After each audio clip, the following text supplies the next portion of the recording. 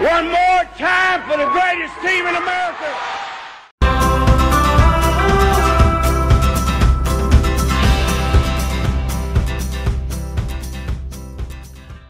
Hi folks, this is Alan Tyson for Lee Hill & Johnston Insurers. Well, it was another bad day in Mudville for our Bluebirds last Saturday in the Cotton State, as the Prophylactics from Pike County scored 3 of their 4 first-half touchdowns on drives that lasted 37 seconds, 7 seconds, and 45 seconds.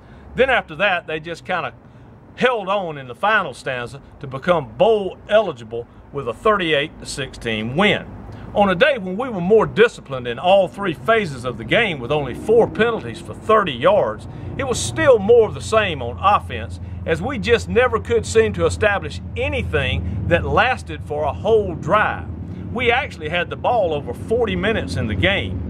We were 10 of 19 on 3rd down, and we were 2 of 2 on 4th down, but we could only manage to score 16 points.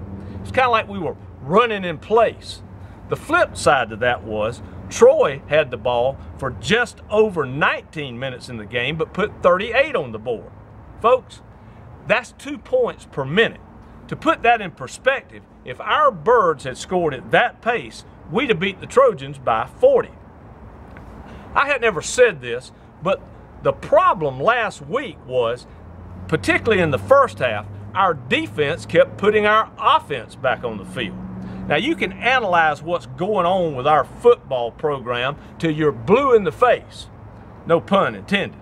But the fact of the matter is that football is not nearly as complicated a game as we and sometimes our coaches make it. Ert once said, if we score, we may win. If they never score, we'll never lose. Let that settle in for a minute, because therein lies the rub. Now, I'm no mathematician, but I am smart enough to know that if we score an average of just over 17 points a game, but allow our opponents to score an average of just over 40, that ain't gonna work out too good as it relates to wins and losses. You gotta play with a purpose, Big Blue.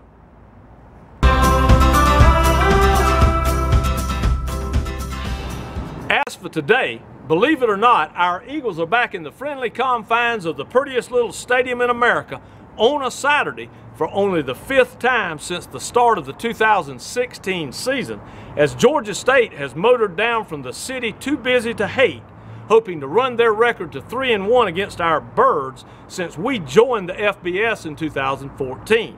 The Panthers, who had won only 11 times since the start of 2012 prior to this season, are 4-3 so far in 2017 and are coming off a 21-13 win last Thursday night at home against South Alabama.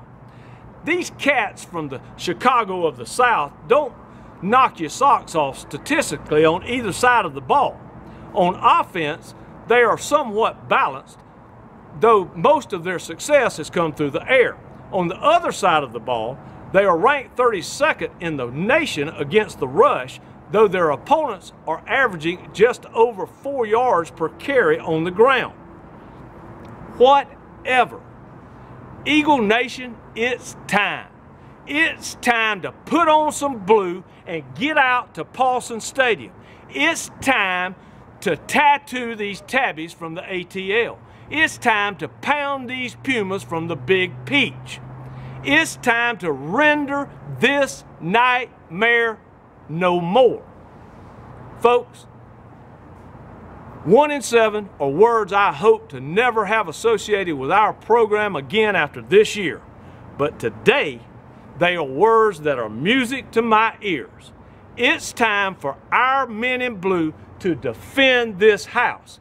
This is our house, and I can't think of any team less welcome than this clouder of souped-up house cats from hot Atlanta. Hey, ain't it great to hate Gag State?